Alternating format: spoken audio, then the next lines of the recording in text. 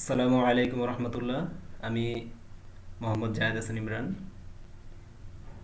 আমি আজকে যেই টপিকসটা নিয়ে কথা বলবো সেটা হচ্ছে ওয়েব ডিজাইনের একদম বেসিক। যারা একদম শুরু করবেন বা শুরু করছেন মাত্র, আরও অনেক দূর যেতে হবে, তাদের জন্য আজকের এই টিউটোরিয়াল।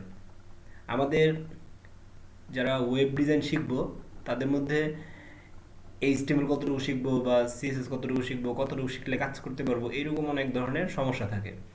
সেক্ষেত্রে কাজ তো শিখতে হবে, যতদিন করতে হবে ততদিনই কাজ শিখতে হবে, কিন্তু একটা বেসিক লেভেল পর্যন্ত জানার পরে আমরা কাজ করা শুরু করতে পারবো।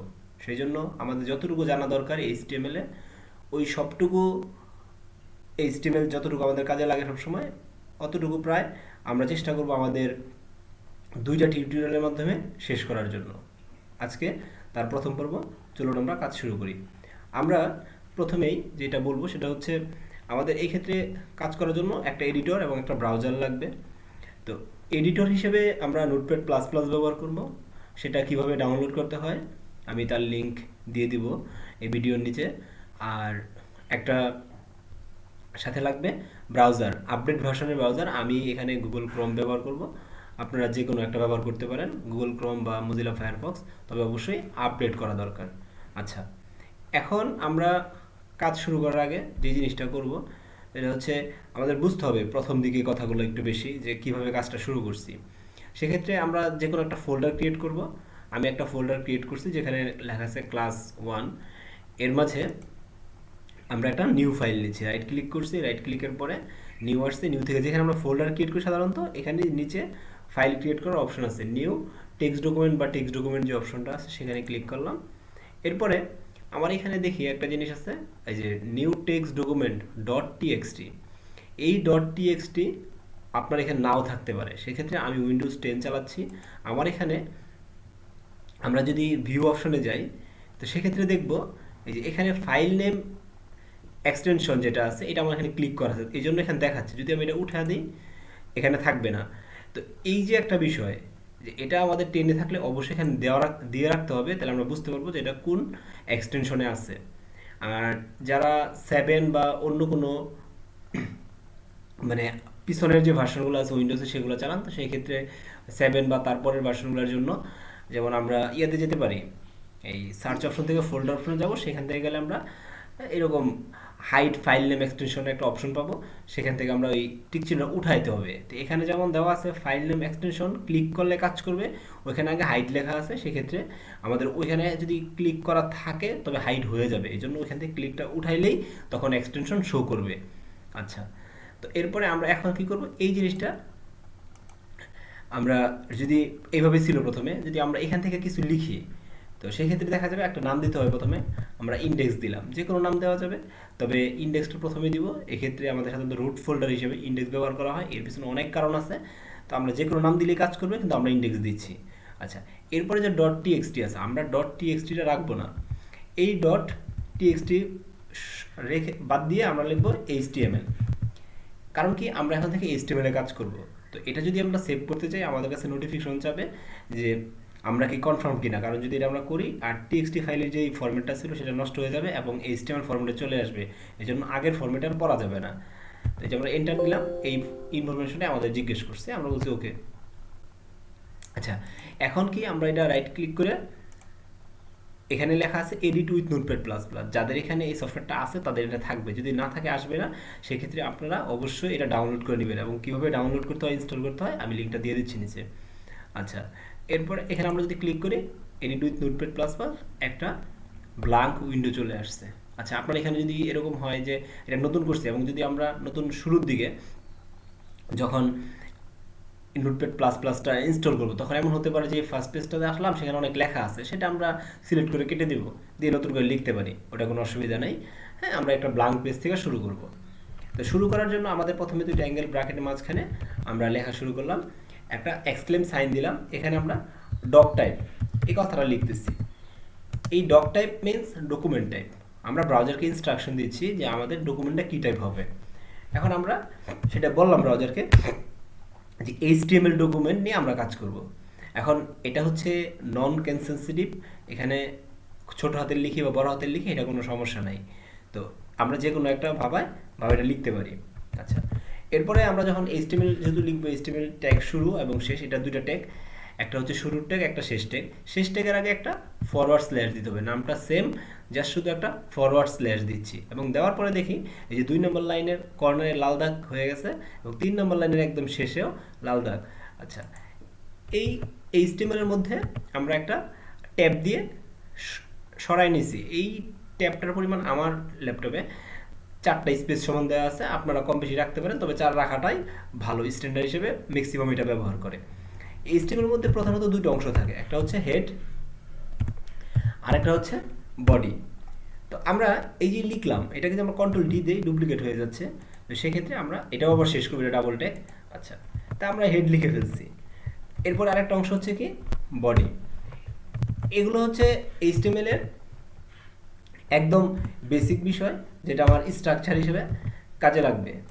আচ্ছা, আমরা বডি শেষ করলাম। তো এতটুকু যদি দেখি, দেখার পর আমরা যদি একটু আউটপুট দেখতে চাই, আমরা আমাদের ফোল্ডারে গিয়ে যদি ডাবল ক্লিক করি, আউটপুট কিছুই আসে না, শুধু এখানে আসছে কি ইন্ডেক্স ডট এইচটিএমএল।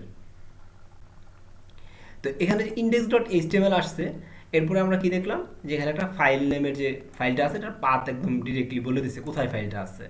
আচ্ছা, এখন আমরা কি করব, এই বডির মধ্যে যা কিছু লিখবো সেটাই আমাদের আউটপুটে দেখাবে। আমাদের এই যে এইখানে যে স্ক্রিনটা আছে, আমরা যদি এখানে দেখি, এই যে এইখানে যে স্ক্রিনটা আছে, এই স্ক্রিনটার মধ্যে যা দেখাবে সেই জিনিসটা আমাদের এই বডিতে লিখতে হবে। আচ্ছা, এখন এই যে এখানে যে নাম আছে, হ্যাঁ, ইন্ডেক্স ডট এইচটিএমএল, আমরা এই নামটা চেঞ্জ করব। এটা হচ্ছে টুলবার বা টাইটেল বার। এখানে আমরা চেঞ্জ করার জন্য এই যে হেডের মধ্যে আরেকটা ডাবল ট্যাগ আছে, সেটার নাম হচ্ছে টাইটেল। আচ্ছা, আমরা আগে কি করছিলাম, যদি কন্ট্রোল ডি দিতাম ডুপ্লিকেট হতো নিচের লাইনে। এখন আমরা সেম লাইনে যদি নিতে চাই, সিলেক্ট করব, করার পরে কন্ট্রোল ডি দিব, হয়ে গেছে। আবার ফরওয়ার্ড স্ল্যাশ শেষ। এখন আমরা যেহেতু এটা প্রথমে শুরু করছি, আমরা ক্লাস 1 দিতে পারি, যে কোনো নাম আসা যায়, তবে এমন একটা নাম দিতে হবে যেটা রিলেটেড, যেন মানুষ বুঝতে পারে এটাতে কি বোঝাচ্ছে। আচ্ছা, এরপরে আমরা বলে দিচ্ছি এটা বেসিক এইচটিএমএল। আচ্ছা, তো এতটুকু লেখার পরে আমরা যদি আবার যাই, এখানে যে রিলোড, হ্যাঁ, যে রিফ্রেশ দেওয়ার যে জায়গাটা, এটাতে আমরা ক্লিক করলাম, এখানে চলে আসছে যে ক্লাস 1 বেসিক এইচটিএমএল। এটা আমরা আবার করতে পারি, এবার রাইট ক্লিক করে এখানেও রিলোড অপশন আছে, ক্লিক করে আমরা দেখতে পারি। আচ্ছা, এখন আমরা এখান থেকে শুরু করব প্রথম লেখা। সাধারণত লেখার সময় কি হয়, যখন আমরা কোনো পত্রিকা পড়ি বা হ্যাঁ কোনো একটা আর্টিকেল পড়ি, দেখা যায় প্রথমে একটা শিরোনাম বা হেডিং থাকে। তো আমাদের এখানেও সেম জিনিসটা কীভাবে আনতে হয়, আমরা এখানে এটার জন্য শিরোনামের জন্য H1 থেকে H6 পর্যন্ত 6টা ট্যাগ আছে এবং সবগুলোই ডাবল ট্যাগ। আমরা এগুলো শুরু করব, শেষ করব। আচ্ছা, এখানে এর মাঝে যা কিছু, আরেকটা ব্যাপার হচ্ছে যে ট্যাগ যে জিনিসটা, সেটা ট্যাগের মাঝে যেই লেখাটা থাকবে এলিমেন্টের মাঝে, সেইটাই দেখাবে বা ওইটার মধ্যে ইফেক্ট করবে, কিন্তু ট্যাগটা ব্রাউজারে শো করবে না। আচ্ছা, আরেকটা ব্যাপার আমি বলে দিচ্ছি এখানে, সেটা হচ্ছে আমরা একটু যদি উপরে লাইনে যাই, যদি এইখানে টাইটেলটা আমরা শেষ না করি, দেখব আমাদের এই যে এই জায়গায়, হ্যাঁ, আমাদের একদম টাইটেল সব শো করবে। আচ্ছা, আমি এবার এখান থেকে রুল নিয়ে দেখাচ্ছি, এই যে দেখাচ্ছে ক্লাস 1, তারপর টাইটেল, হেড সব চলে আসছে। এটা অনেকের হতে পারে, সেক্ষেত্রে এখানে আমরা এটা শেষ করে দিব। আচ্ছা, এখন H1 আমরা শুধু জাস্ট বোঝার জন্য এখানে যে কোনো কিছুই লিখতে পারি, আমরা বোঝার জন্য লিখলাম H1 বা হেড 1টা বোঝার জন্য। এই যে এটা সবচেয়ে বড়। H1 এর সাধারণত ডিফল্টভাবে আমাদের 2em, em হচ্ছে একটা ইউনিট, এটা 1 em সমান সমান 16 পিক্সেল ধরা হয়। তো সেই হিসাবে এটা 32 পিক্সেল আছে। এটা আমরা সাইজ কম বেশি করতে পারবো, হ্যাঁ। তো এরপরে আমরা যদি H2টা দেখি,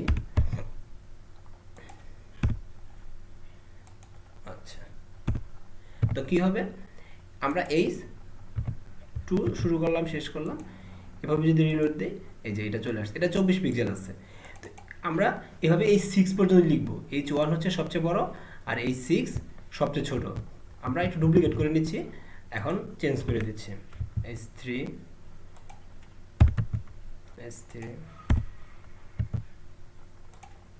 H4, H4,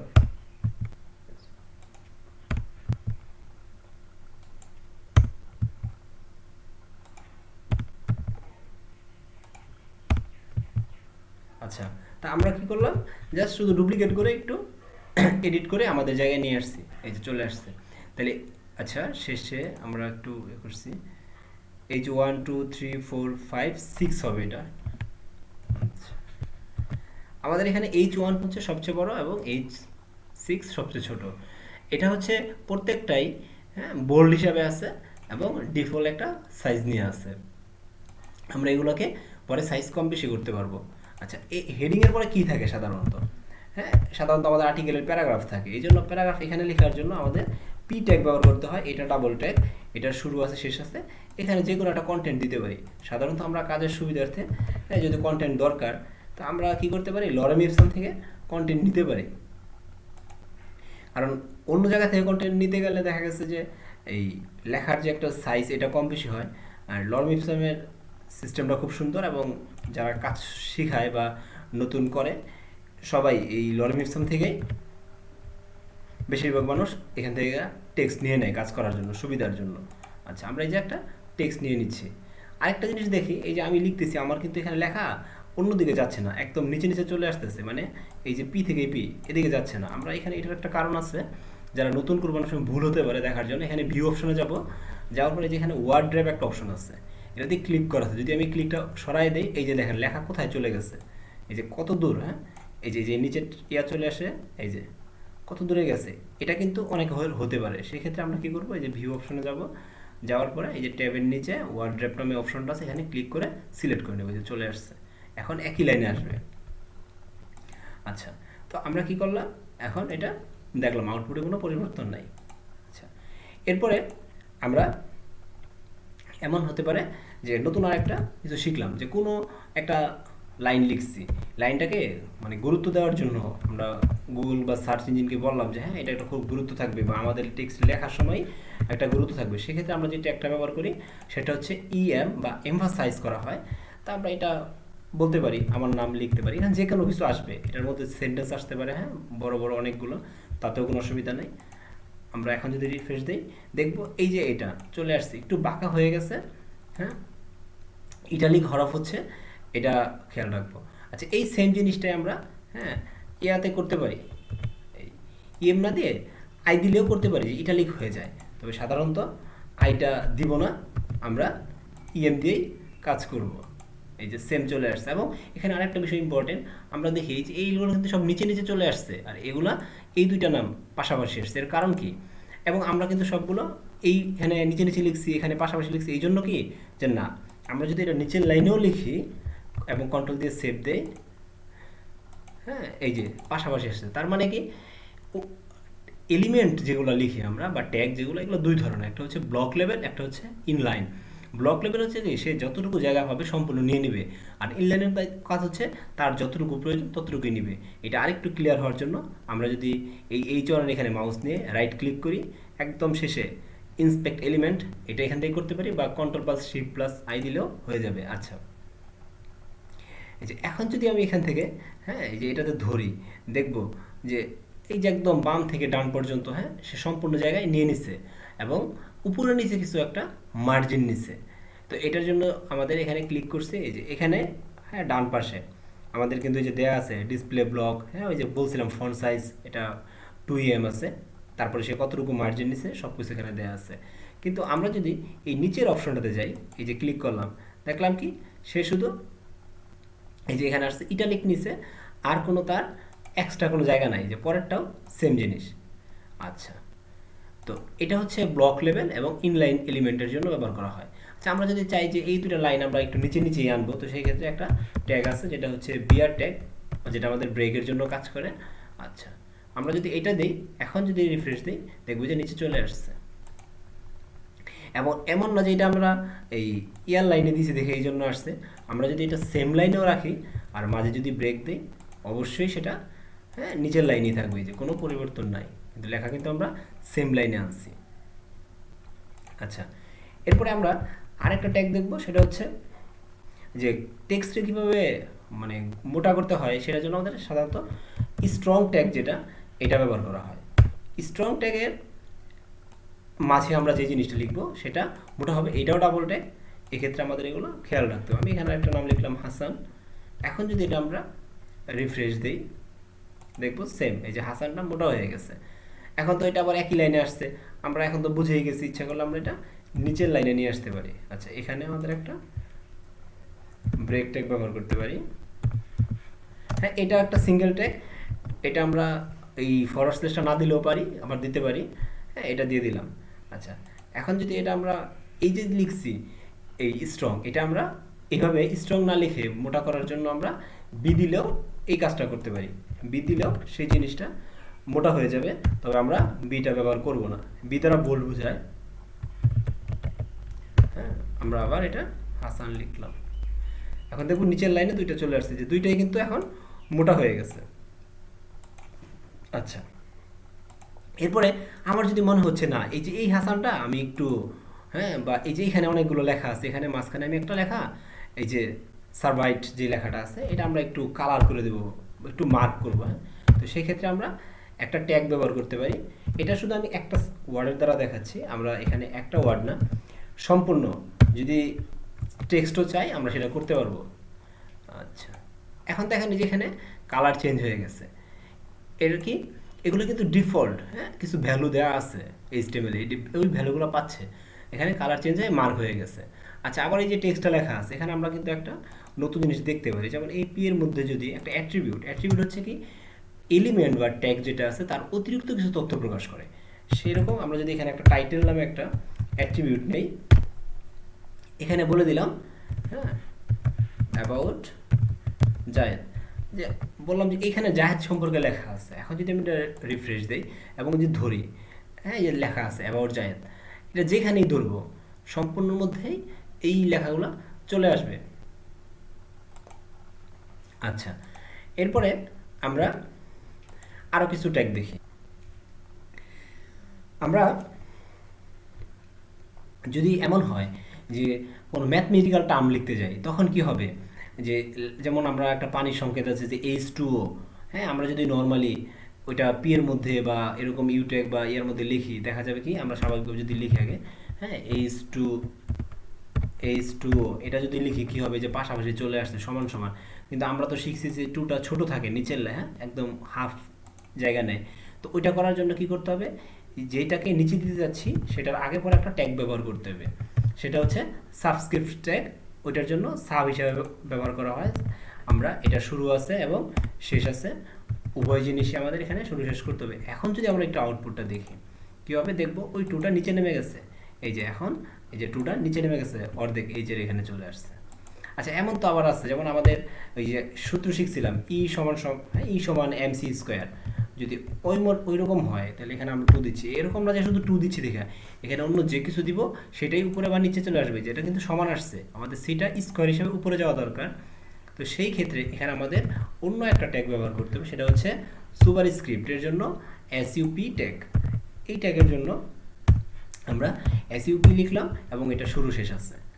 এখন আমরা যদি একটু রিফ্রেশ দেই, এই যে চলে আসছে ই সমান সমান এমসি স্কোয়ার।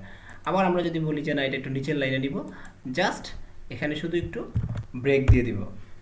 আমরা এগুলো সিএসএস দ্বারা পরে নিচের লাইনে আনতে পারবো, কিন্তু আমরা যেহেতু এখন এইচটিএমএল করতেছি, এই জন্য শুধুমাত্র এইচটিএমএল দিয়ে দেখাচ্ছি কীভাবে কাজগুলো করা যায়।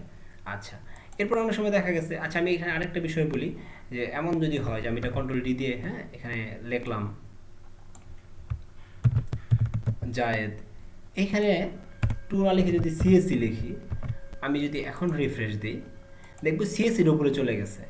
এবং সেম ওই টু এর যেখানে নিচে আছে H2O, সেখানে যদি অন্য কিছু লিখি ওই জিনিসটাই চলে আসবে। আমরা যদি এখানে এই সাব যেটা আছে এটা ডুপ্লিকেট করলাম এবং এখানে লিখলাম HSN হাসান, এটা দিয়ে লিখলাম EMRAN। এখন কি হবে, এই ইমরানটা দেখবো নিচে নেমে গেছে, এই যে হাসানের এখানে এই যে ইমরানটা ছোট হয়ে গেছে এবং সিএসির জায়েদের সাথে সিএসির উপরে গেছে। এখানে আমরা যা কিছু লিখবো ওইটাই কাজ করবে। আচ্ছা, এরপর আমরা দেখতে পারি যে অনেক সময় দেখা গেছে, বিশেষ করে ই কমার্স সাইটে কি হয়, যে যখন আমরা ই কমার্স সাইটে যাই, দেখি এরকম লেখা আছে একটা প্রাইস এবং সেটা কেটে দিয়ে আরেকটা নতুন প্রাইস দেওয়া, বা এরকম যে কোনো জায়গায় হতে পারে যে একটা লেখা আছে সেটা কেটে দিচ্ছে, দিয়ে নতুন একটা লাইন ইনসার্ট করে। সেই ক্ষেত্রে আমাদের ওই জিনিসটা কীভাবে এইচটিএমএল দিয়ে করা যায়, এইচটিএমএল সাধারণত একটা ট্যাগ আছে যেটা ডেল ট্যাগ হিসেবে ব্যবহার করা হয়, যেটা ডিলিট করার জন্য। তো এটাও ডাবল ট্যাগ। আমরা এখানে যা লিখবো, আমার কথা আমি এখানে লিখতেছি, হ্যাঁ, যে 500 টাকা, যে একটা জিনিসের দাম আছে 500 টাকা, কিন্তু এখন আমি চাচ্ছি যে এই মুহূর্তে এটা আমি 400 টাকা বিক্রি করবো, কিছুদিন একটা অফার দিলাম। তো এই অফারটা দেওয়ার জন্য আমি যদি দুইটা একসাথে লিখি, যদি দুইটাই দেখা যায় তো সমস্যা। হ্যাঁ, এই ক্ষেত্রে আমরা এই যে ডেল টেকের মাঝখানে যেটা লিখবো সেটাই যে এক দাগে কেটে দিচ্ছে। এখন এই ট্যাগটার জন্য আমাদের নতুন একটা লাইন আর একটা ট্যাগ ব্যবহার করা হয়, যেহেতু এটা নতুন ইনসার্ট করা হয়েছে এই জন্য আইএনসি নামে একটা ট্যাগ আছে, এই ট্যাগটা ব্যবহার করব যে নতুন লাইন ইনসার্ট করবে। এবং এটা দেওয়ার কারণে কি হবে, ওই নতুন যে লেখাটা তার নিচে একটা আন্ডারলাইন চলে আসবে। হ্যাঁ, এই যে চলে আসছে।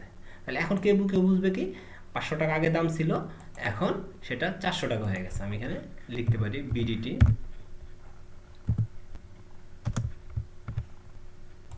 এখন দেখি, হ্যাঁ, এই যে চলে আসছে। আর আমরা আগে যেটা করছিলাম সেটা হচ্ছে আমরা একটু এগুলো নিচের লাইনে দেওয়ার জন্য, হ্যাঁ, ব্রেক ট্যাগটা ব্যবহার করতেছি। এই ব্রেকটা দেওয়ার উদ্দেশ্য হচ্ছে যে নিচে নিচে আসলে আমাদের বুঝতে একটু সহজ হবে যে কোনটা দ্বারা কী কাজ হচ্ছে। আচ্ছা, এরপরে এই যে একটা নিচে দাগ আসছে, আমরা অন্য যে কোনো জায়গায় একটা দাগ আনতে পারি। হ্যাঁ, সেই ক্ষেত্রে আমরা কি করতে পারি, যেমন আমি বললাম যে এই যে এখানে এই যে শব্দটা আছে এটার মাঝখানে আমি একটা দাগ আনবো, সেক্ষেত্রে আমরা একটা ট্যাগ ব্যবহার করব, সেটা হচ্ছে ইউ ট্যাগ। তো এটা আমাদের শুরু আছে এবং শেষ আছে, এটা যে কোনো জায়গায় করা যায়। তবে এই আন্ডারলাইন টেক্সট করার জন্য, হ্যাঁ, এটা এখন খুঁজে পাওয়া কষ্ট হবে। হ্যাঁ, পেয়ে গেছি, এই যে এখানে, এই যে এটার নিচে যে আন্ডারলাইন করা আছে। তো এখন এটা সাধারণত আমরা সিএস দ্বারা করতে পারি, যে টেক্সটের যে ব্যাপারগুলো থাকে। তো এখানে আমাদের এইচটিএমএল দিয়ে এটা করা যায়। আচ্ছা, এটা আমরা ওইখানে দেখাইছি, এটা কিন্তু যে কোনো জায়গায় দেখানো যাবে। আমরা যদি সেই কথাটা এখানেই বলি আবার, হ্যাঁ, যে ইউটে একটা দিলাম, এটা আবার শেষ করে দিচ্ছি, এখানে আবার বলে দিলাম জায়েদ হাসান। অ্যাকচুয়ালি এগুলা এই ইউট্যাগটা খুব কম ব্যবহার করা হয়, যা বা প্রয়োজন না হলে দরকারই নাই। এই যে চলে আসছে নিচে টানা লাইন, সাধারণত নামের ক্ষেত্রেই এটা বেশি ব্যবহার করা হয়, বা যদি মিস স্পেলিং হয় কোথাও, হ্যাঁ, তখন এই জিনিসগুলো চলে আসে। আচ্ছা, তো আমরা এই যে জিনিসগুলো দেখলাম। আচ্ছা, আমরা চাচ্ছি যে নতুন একটা সেকশন এখানে নিয়ে আসবো। তো সেই ক্ষেত্রে আমরা চাচ্ছি যে এখানে যেন বোঝা যায় হঠাৎ করে দেখলে যে এটা নতুন একটা লাইন। তো সেই ক্ষেত্রে আমরা কি করতে পারি, নতুন একটা ট্যাগ ব্যবহার করব, সেটা হচ্ছে HR. HR means hyper reference, sorry, মানে এইচআর দিয়ে যেটা বোঝায় সেটা হচ্ছে হরাইজন্টাল রুল। এই হরাইজন্টাল রুল দিয়ে কী হবে, শুরু থেকে শেষ পর্যন্ত একটা দাগ চলে যাবে। এই যে একটা দাগ চলে আসছে, হ্যাঁ, একদম শুরু থেকে শেষ পর্যন্ত। এখন আমরা চাচ্ছি এখানে একটু অন্য কিছু নিয়ে আসতে, যেমন অডিও যদি আনি আমরা, হ্যাঁ, অডিও টেক্সট থাকে অনেক সময়। তো সেই ক্ষেত্রে একটা ট্যাগ ব্যবহার করতে হবে, এটা হচ্ছে ট্যাগটাই অডিও, এটা ডাবল ট্যাগ, এটা শুরু আছে শেষ আছে। আচ্ছা, এখন এই যে অডিওটা আসবে, এটা কোত্থেকে আসবে, একটা সোর্স থাকতে হবে। এটার জন্য আমাদের এখানে তো কোথাও মানে অডিও কোনো ফাইল নেই। তো সেই ক্ষেত্রে আমি আগেই আপনাদের জন্য একটা অডিও ফাইল এনে রাখছি, ওইটা এখন দেখাবো। সেটা হচ্ছে যে আমাদের এখানে index.html যে ফাইলটা আছে, এর যদি এক ঘর বের হওয়ার পরে এখানে একটা ফাইল নামে ফোল্ডার আছে, এটা আমরা একটু কপি করে নিচ্ছি এখান থেকে, নিয়ে আমরা ক্লাস 1-এ যাচ্ছি, এখানে এই ফোল্ডারটা রাখি। আচ্ছা, তো এখন কি হচ্ছে যে আমরা index.html যে ফোল্ডারটা আছে, যে ফাইলটা আছে, এই ফাইলের সাথে নতুন একটা ফোল্ডার আনছি ফাইল। এই ফাইলের মধ্যে এখানে কিছু একটা আইএমজি নামে একটা ফোল্ডার আছে, এখানে bard.mp3 একটা ফাইল আছে এবং notepad++.mp4 একটা ফাইল আছে। তো আমরা এই যে নামটা আছে এটা কপি করে নিতে পারি, যেন নামটা আমরা এভাবেও নিতে পারি, কপি করে নিলে ভুল হবে না। এই জিনিসটা আমরা এখানে শো করাবো। কিভাবে করাতে পারি, প্রথমে আমরা সোর্স দিলাম, এখন সোর্স বলতে হবে যেটা কোত্থেকে আসবে, আমাদের ফাইলটা কোথায় ছিল। এইখানে পাথ ডিরেকশনটা খুব ভালোভাবে বুঝতে হবে। এই পাথ নিয়ে যদি আমাদের সমস্যা হয়, আমাদের কিন্তু খুব অসুবিধা হবে। আমাদের ফাইলটা কোথায় আছে, ফাইলটা হচ্ছে মূল ফাইল হচ্ছে আমাদের index.html, এখান থেকে আমরা সব কিছু হিসাব করবো। রুট হচ্ছে এটা। তো রুট যদি এই ফাইলটা হয়, সেক্ষেত্রে আমাদের পরবর্তী দেখতে হবে যে আমরা কোথায় যাচ্ছি। এখান থেকে কী করতেছি, যে প্রথমে আমরা যাচ্ছি ফাইল নামে একটা ফোল্ডার আছে সেখানে। তাহলে ফার্স্ট কথা হচ্ছে এই রুট HTML যে ফোল্ডারটা আছে এখান থেকে, সরি, HTML যে ফাইলটা আছে এখান থেকে ফাইল নামে যে ফোল্ডারটা আছে সেখানে আমরা যাচ্ছি এক ঘর, যাওয়ার পরে আমরা bar.mp3 নামে একটা ফাইল পাচ্ছি। সেম এই জিনিসটা এখানে বলে দিতে হবে। প্রথমে আমরা ফাইল নামে একটা ফোল্ডারে যাব, সেখান থেকে গিয়ে দেখব যে bar.mp3 নামে একটা, আচ্ছা টাইপ হচ্ছে অডিও। এই টাইপের মধ্যে আমাদের কি ধরনের অডিও সেটা আমরা এখানে বলে দিব। একটা ফরওয়ার্ড স্ল্যাশে বললাম যে mp3। আচ্ছা, এতটুকু দেওয়ার পরে আমরা যদি একটু রিফ্রেশ দিই, দেখব আমাদের কাঙ্ক্ষিত কিছুই আসে নাই। কারণ কি, এটা যে শো করবে এটার জন্য এখানে কন্ট্রোলস এই জিনিসটা আমরা এখানে ব্যবহার করি নাই। কন্ট্রোলস, হ্যাঁ, এই কন্ট্রোলস যে একটা অতিরিক্ত ইনফরমেশন আছে অ্যাট্রিবিউটটা দেয়নি, না দেওয়ার কোনো আসে না। এই যে এখন এই যে এটা হচ্ছে কন্ট্রোলস, এখান থেকে এটা বলে দেওয়া যাবে যে আমাদের কি হবে। এখন যদি এটা আমরা ক্লিক করি,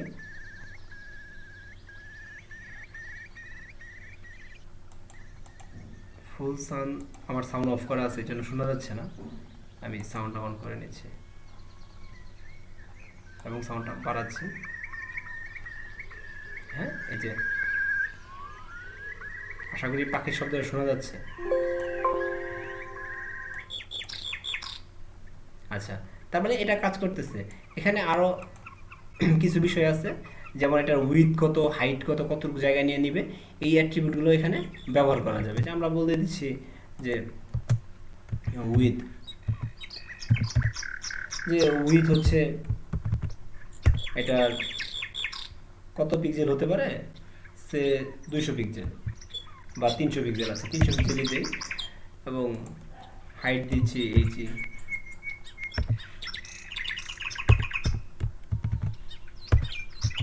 হাইট বলছি 100 পিক্সেল আছে। এখন এটা কি হবে, এই যে জায়গাটা নিচে এটা 300 পিক্সেল হিসেবে শো করবে। আচ্ছা, তো এরপরে আমরা এই সেম জিনিসটাই আমরা ভিডিও হিসেবে আনতে পারি। এটা আমরা কপি করে নিচ্ছি, কারণ সেম জিনিসই অডিও আর ভিডিও আনার সিস্টেমটা, শুধু একটু পরিবর্তন করতে হবে। যে এখানে নামটা পরিবর্তন হবে, আর এখানে কি হবে, অডিও জায়গায় হবে ভিডিও, আর MP3 জায়গায় আমরা MP4 দিব। আরও ফরম্যাট আছে, ফরম্যাটে ব্যবহার করা যায়, তবে আমরা MP3 MP4 ব্যবহার করলে ম্যাক্সিমাম জায়গায় সাপোর্টটা করবে। আমরা যদি আবার এখানে যাই, দেখি এখানে একটা নতুন নাম একটা ফাইল আছে, সেটা হচ্ছে আমরা ভিডিওর জন্য এনে রাখছিলাম। এই ফাইলটা আমরা এখানে শো করাবো। এখন যদি এটা আমরা এই এডিটরে যাই এবং এখানে গিয়ে লিখে দেই যে MP4 এর যে ফাইলটা আছে, সেম জিনিস, আর ফাইল নেম তো সেম, কারণ আমাদের একই ফোল্ডারের মধ্যে আছে। আমরা আবার যাই প্রয়োজনে, আরেকবার ভালো করে বুঝি, কারণ এখানে যেন ভুল না হয়। আমাদের রুট ফাইল হচ্ছে index.html, সেখান থেকে আমরা যাচ্ছি ফাইল নামে একটা ফোল্ডার আছে, এই ফোল্ডার। তার মানে ফার্স্ট কোথায় যাচ্ছি, আমরা রুট ফোল্ডার ফাইল থেকে একটা ফোল্ডার ভিতরে যাচ্ছি, সেখানে গিয়ে আমরা পাচ্ছি দুইটা জিনিস। তো এই জন্য আমরা এই নামটা দিচ্ছি। এটা যেন কারো ভুল না হয়, যদি পাথ ডিরেকশনের মধ্যে কারো ভুল হয় আমরা কিন্তু কোনো কিছু দেখতে পাবো না। আচ্ছা আচ্ছা, দুইটাই চলে আসছে। কারণ কি, আমরা এখানে অ্যাকচুয়ালি এটার যে ভিডিও করতে হবে সেটা করা হয় নাই। হ্যাঁ, আমাদের ট্যাগটা তো ভিডিও হবে। আচ্ছা, এখন দেখি আমরা, এই যে ভিডিও চলে আসছে। এখন এটা একদম ছোট মনে হচ্ছে, যেহেতু আমাদের সাইজটা কম দেওয়া আছে। আমরা একটু এটা বড় করতে পারি, যেমন উইথ 500 পিক্সেল করলাম, আর হাইট 100 পিক্সেল আছে, হাইট 200, হ্যাঁ আচ্ছা 200 পিক্সেলই থাক, হাইট 200 পিক্সেল করে দিচ্ছি। এখন দেখা যাবে যে একটু বড় হয়ে গেছে। এই যে এখানে এখন আমাদের কি, এখানে ক্লিক করলে আমাদের কিন্তু এখন ভিডিওটা চলবে। এখন কিন্তু ভিডিওটা হচ্ছে, আশা করি সবাই দেখতে পারছেন। আচ্ছা, আসসালামু আলাইকুম। এই যে এখন যে কথাটা আসতেছে সেটা কিন্তু ভিডিও থেকে আসতেছে। আমরা ইচ্ছা করলে এটা ফুল স্ক্রিন করতে পারি, এটা যে ফুল স্ক্রিন করে ফেলছি, আবার সাউন্ড অফ করে দিচ্ছি। এখন কিন্তু সেখানে কথা বলতে হচ্ছে, কিন্তু আমার সেই সাউন্ড শোনা যাচ্ছে না। আচ্ছা, তো আশা করি এই দুইটা জিনিস আমাদের খুব কাজে লাগবে। যদি কোথাও আমাদের মনে হয় যে না আমাদের অডিও ভিডিও আনতে হবে, এটার মাধ্যমে আমরা নিয়ে আসতে পারবো। আচ্ছা, আরেকটা ব্যাপার হচ্ছে, আমরা যেহেতু মানে অনেক কিছু লিখছি, এখন যেমন যেমন যে ভিডিওটা আসার সময় অনেক নিচে চলে আসছে, আমাদের একটু বুঝতে কষ্ট হচ্ছে। তো সেক্ষেত্রে আমরা দুইটা কাজ করতে পারি। একটা হচ্ছে নতুন একটা ট্যাগও শিখি, হ্যাঁ, আবার এটা হয়তো বা নিচে নামাইতে পারি এরকম, হ্যাঁ, এন্টার দিয়ে। তারপরে আমরা এখানে সেভ করে যদি কিছু লিখি, আমরা উপরে কিছু জায়গা পাবো লেখার জন্য। এই যে এখন কিন্তু এই যে এতগুলো নিচে নামাইছি, কিন্তু এখানে নামে নেই কিছু। কারণ কি বলছে যে HTML এর মধ্যে যখন আমরা মানে এডিটরে কোড করি, তখন স্পেস যেটা দেই, একটা স্পেস কাউন্ট করা হয়। আমরা এটা বোঝার জন্য খুব সহজে এই যে H1টা আমরা একসাথে করে দিলাম। এখন যদি দেই, দেখবো যে H1টা চলে আসছে হেডের সাথে। এখন আমরা একটা স্পেস দিলাম প্রথম, দিয়ে সেভ করলাম। এখন রিফ্রেশ দিই, দেখবো এক স্পেস সরছে। এরপরে যদি আমি আরেকটা স্পেস দিই, সেভ করলাম, এখন দেখবো আর সরে না। তার মানে কি বাকিটা সে ফরম্যাটিং হিসাবে নেয়, যে এভাবে দিচ্ছি বা এখানে নিচে নামাচ্ছি, হ্যাঁ এটা যাই কিছু না করি, সে শুধু একটা স্পেস নেবে, বাকিগুলা নেবে না। তাহলে তাহলে আমার কাজ কি এখন? এই যে আমার ইচ্ছা ছিল যে আমি একটু এখান থেকে স্পেস, হ্যাঁ নিব, নিয়ে এটা কাজ করব। এটার জন্য আমরা দুইটা কাজ করতে পারি।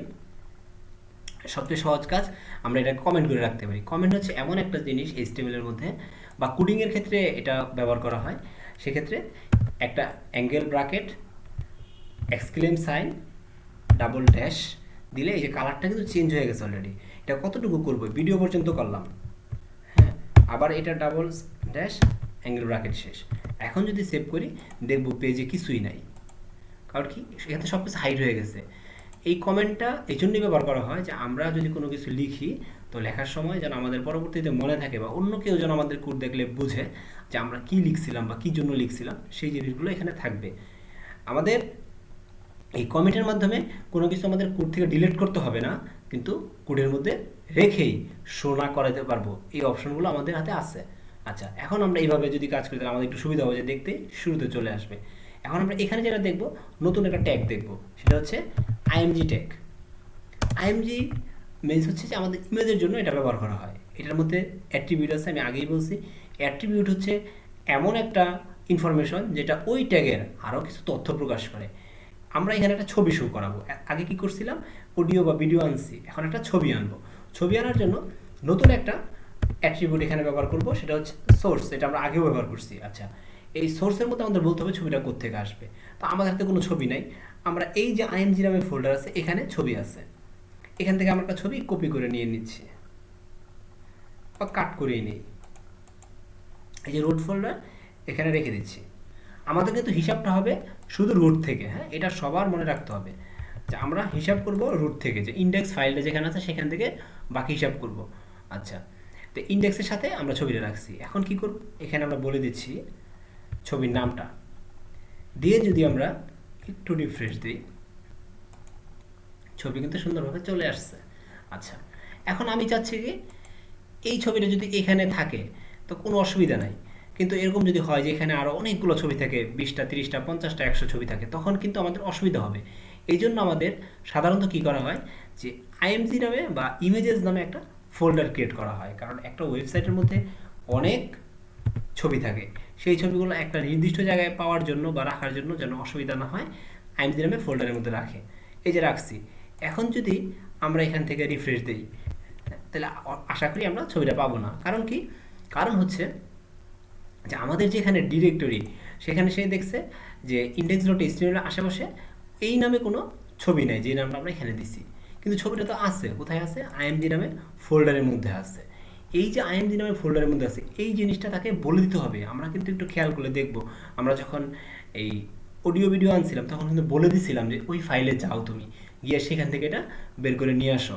আচ্ছা, আরেকটা খেয়াল করি আমরা জিনিস এখান থেকে, যে ছবিটা আসে নাই, কিন্তু একটা ছোট, হ্যাঁ ভাঙা ইমেজ চলে আসছে। আমরা যদি এখানে বলে দিতে পারতাম যে এটা হচ্ছে এই ধরনের ইমেজ, তো সেক্ষেত্রে ভালো হয়। তো এটার জন্য একটা আলাদা অ্যাট্রিবিউট ব্যবহার করা হয়, সেটা হচ্ছে অল্টার অ্যাট্রিবিউট। এখানে বলে দিব, যে আমি বলে দিলাম যে অ্যাবাউট জায়েন্ট, যে জায়েন্ট সম্পর্কে একটা ইমেজ আছে এখানে। এখন যদি এটা আমরা রিফ্রেশ দিই, দেখবো কি এই লেখাটা চলে আসছে। তখন একজন মানুষ ইজিলি বুঝবে যে না, এখানে এই ব্যাপারেই কিছু একটা আছে। আচ্ছা, এরপরে আমরা এখানে কি করব, জাস্ট শুধু আমি যেভাবে ফোল্ডারটা দিব, দিয়ে একটা ফরওয়ার্ড স্ল্যাশ। তার মানে যখন নতুন ফোল্ডারে যাচ্ছি, তখন কি করছি, সোর্সের সময় প্রথমে লিখতেছি যে IMG, কারণ কি ওই ফোল্ডারের মধ্যে আছে, এরপরে গিয়ে তুমি সেখানে এটা পাবে। যেমন আমরা এখানে আবার যদি যাই, মূল ফোল্ডার হচ্ছে index.html, এখান থেকে আমরা যাচ্ছি কোথায়, IMG তে, এখানে ছবিটা আছে। আচ্ছা, এখন এরপরে আমরা যদি সেভ করি, এখন দেখবো আমাদের ছবিটা চলে আসছে। গুড। আচ্ছা, এটার আমরা যে উইথ হাইট আছে, আমার কাছে মনে হচ্ছে যে না, একটু উইথ হাইট কমাইতে হবে। আমরা আগেই দেখছি এগুলো কমাইতে পারি। হ্যাঁ, WID উইথ আমরা বলে দিচ্ছি এখানে 300 পিক্সেল এবং হাইট আমরা যে কোনো একটা কিছু বলতে পারি 250 পিক্সেল দিচ্ছি। এখন এই হাইট উইথটা দেওয়ার পরে একটু খেয়াল রাখতে হবে, অনেক সময় দেখা যাবে যে কম বেশি হবে। যদি এখানে প্রায় মিলে গেছে, অনেক সময় হাইটের উইথটা যদি কম বেশি হয় ছবি নষ্ট হয়ে যাবে। সেক্ষেত্রে আমরা হাইটটা না দিতে পারি বা হাইট অটো রাখতে পারি। এখানে যদি আমরা হাইট অটো করে দিই, তখন কি হবে যে যতটুকু প্রয়োজন সে ততটুকুই নিবে। এই যে এখন কিন্তু আরেকটু ছোট হয়েছে, আমরা খেয়াল করে দেখি। এখন যতটুকু হয়েছে, আমরা যখন 250 দিছিলাম 250, এটা কিন্তু একটু মানে হাইট বেড়ে গেছিল, এই যে একটু বাড়ছে। তো এটা তার মানে কি, ওই যতটুকু প্রয়োজন ছিল না তার চেয়ে একটু বেশি হয়েছে। আবার এমনও করতে পারি যে আমাদের হাইট দরকারই নাই, হ্যাঁ, যে হাইট যতটুকু আছে অতটুকুই সে অটোমেটিক নিয়ে নিবে। এই যে এটা অটোমেটিক নিয়ে নিচ্ছে। আচ্ছা, তো আমরা ব্যবহার করলে দুইটাই করতে পারি, সাধারণত না করলেই হয়, একটা করলেই হবে যে উইথ দিলে হাইটটা সে নিয়ে নিবে। আর যদি একান্ত প্রয়োজন হয় কোথাও হাইট ফিক্সড করে দিতে হবে, তো আমরা দিব। আচ্ছা, এখন আমরা যেটা চাচ্ছি কি, যে এই যে ইমেজটা আছে এখানে যদি এমন হয় যে ইমেজটা এমন হয় যে একটা ফোল্ডারের মধ্যে, এমন তো হতে পারে যে এখানে ইমেজ একটা ফোল্ডার আছে, সেই ফোল্ডারের মধ্যে অনেক ধরনের ইমেজ থাকতে পারে। যে এখানে আবার এরকম হলো যে 200 ইমেজ আছে, তখন আমরা ইমেজগুলো বের করবো কীভাবে? যদি এটা আমার সম্পর্কে, তাহলে আমি লিখতে পারি যে অ্যাবাউট সম্পর্কে, কোম্পানির যদি অ্যাবাউট হয়, তো অ্যাবাউট সম্পর্কে যে ইমেজগুলো আছে সেটা এই ফোল্ডারের মধ্যে আছে। এখন যদি আমরা আবার এখান থেকে সেভ তো আছেই, রিফ্রেশ দিয়ে দেখবো ছবিটা নাই। কারণ কি? কারণ হচ্ছে যে আমাদের যে ইনস্ট্রাকশন আছে সেই ইনস্ট্রাকশন অনুযায়ী সে ছবিটা পাচ্ছে না। তো আমরা কি করব, এখন এখানে যাব, যাওয়ার পরে কি দেখব যে index.html নামে যে ফাইলটা আছে সেখান থেকে সে আমাদের কোডে যাই, img নামে ফোল্ডারে যাবে। তো আমরা img নামে ফোল্ডারে গেলাম। হ্যাঁ, যাওয়ার পরে এখন সেই ছবিটা খুঁজবে, কিন্তু ছবিটা তো এখানে নাই। কারণ এই ছবিটা কোথায় আছে? অ্যাবাউট নামে একটা ফোল্ডার আছে, তার মধ্যে আছে। তা আমরা এখানে কি করব, জাস্ট img-তে যাব, যাওয়ার পরে কি কোথায় যেতে হবে? অ্যাবাউটে যেতে হবে। অ্যাবাউটে যাওয়ার পরে এরপরে যদি সে খুঁজে, সে ছবিটা পাবে। কারণ এটাই তো বলা আছে যে তুমি ইন্ডেক্স থেকে img-তে যাবে, img থেকে অ্যাবাউটে যাবে, তারপর ছবিটা পাবে।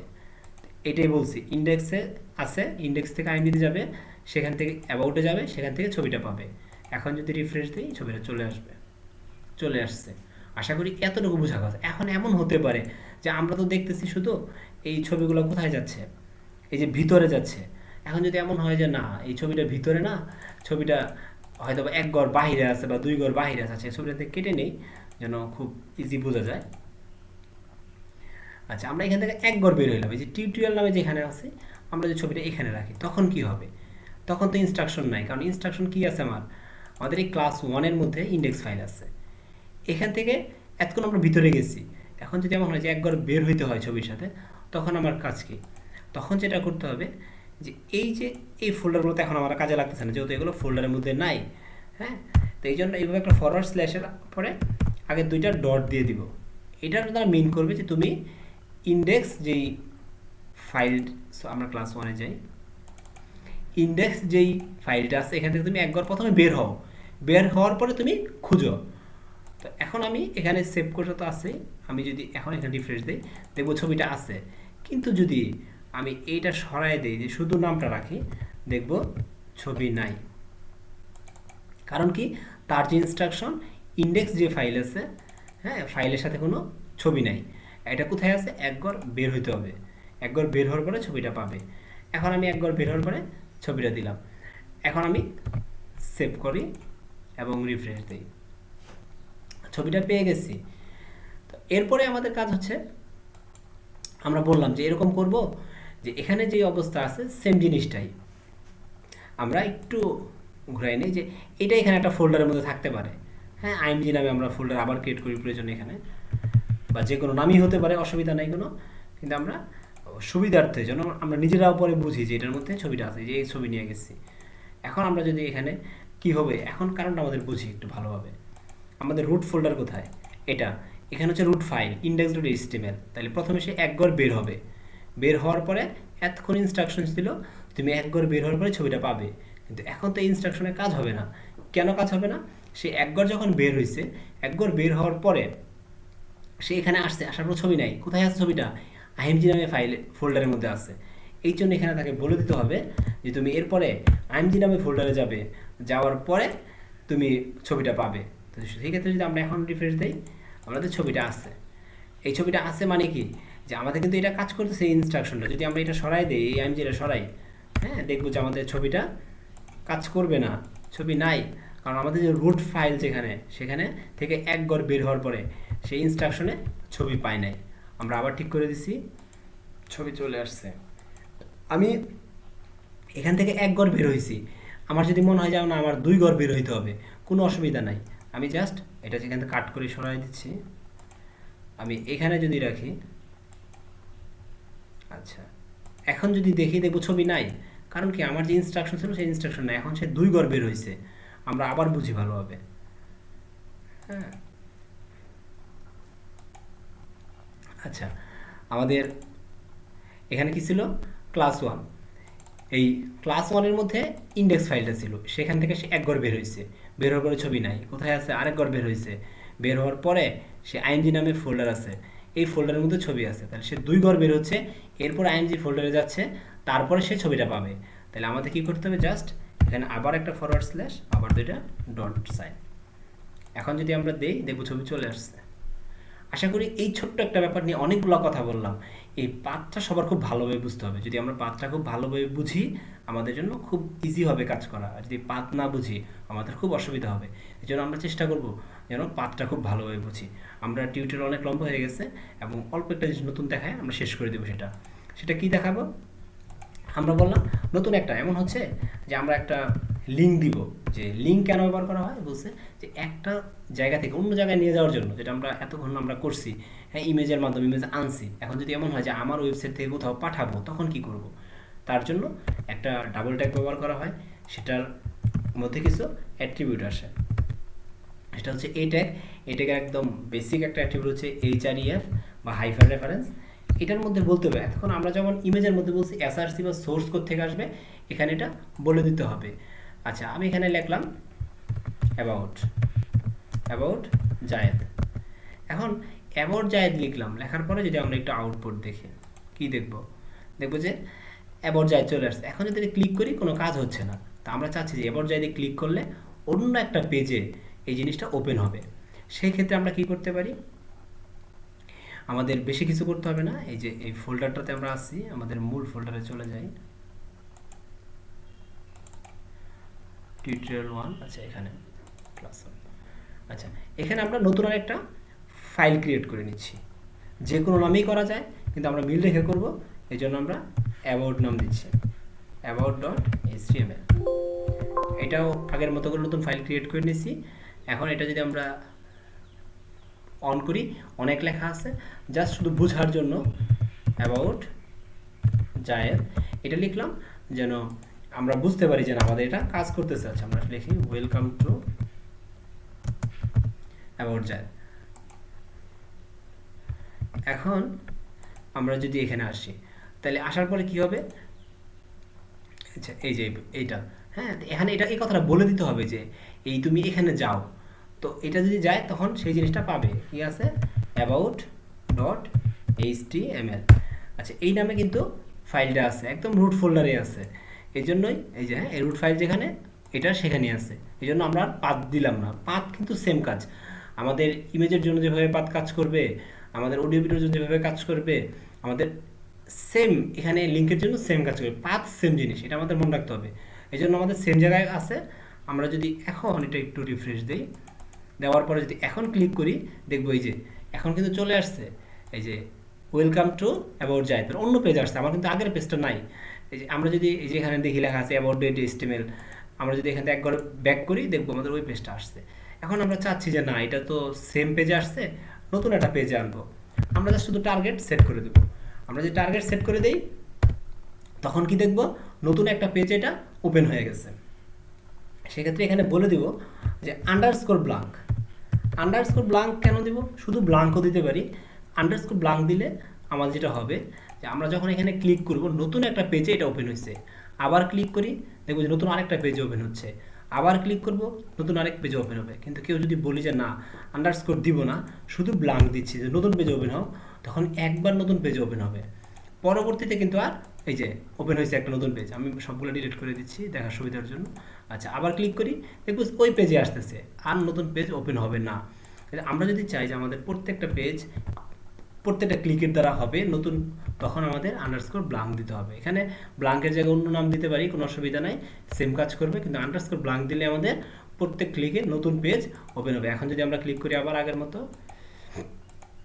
রিফ্রেশ দেওয়া হয় নাই, হ্যাঁ রিফ্রেশ দেয়, এই যে এখন আমাদের প্রত্যেকটা ক্লিকে যে নতুন পেজ ওপেন হচ্ছে, আমরা দেখতেছি নতুন ট্যাব আসতেছে। এই নতুন ট্যাব আসার জন্য এই কাজটা করছি। আচ্ছা, তো এখন আমরা সেম এখানে কাজ করতে পারি, যে দুইটা জিনিস দিলাম, এই দুইটা খুব গুরুত্বপূর্ণ। আমরা এটা এখানে না রাখতে পারি, কোনো একটা ফোল্ডারের মধ্যে রাখতে পারি আলাদা, হ্যাঁ, যেখানে আমরা সব কিছু, হ্যাঁ, আরও দরকার যেরকম কোনো যদি ফাইল থাকে। তো আমার মনে হয় যে আমরা এতক্ষণ যা কিছু দেখলাম, এটা দিয়ে কারো অসুবিধা হওয়ার কথা না, একদম চেষ্টা করছি ভেঙে ভেঙে বোঝানোর জন্য। তো যদি আপনারা সবাই ভালোভাবে বুঝেন, তা আমি যে কাজটা করছি এটা আমার জন্য ভালো। আর যদি আপনারা কেউ না বুঝেন, অবশ্যই আপনারা কমেন্ট করবেন, কমেন্ট করে আমাকে বলে দিবেন। এবং আমি শেষের দিকে বলি যে আমাদের সম্পূর্ণ এই স্টেপে যেটা কাজে লাগে আমরা দুইটা টিউটোরিয়ালের মধ্যে শেষ করব, এই জন্য একটু সময় বেশি নিয়েছি। এবং আজকের টিউটোরিয়াল যেটা শেষ করছি, যদি এতটুকু দেখি কমপক্ষে ট্যাগগুলো আমাদের দরকার যতটুকু লাইফে কাজের জন্য লাগে ম্যাক্সিমাম হয়ে যাবে। সবাইকে অসংখ্য ধন্যবাদ। আসসালামু আলাইকুম।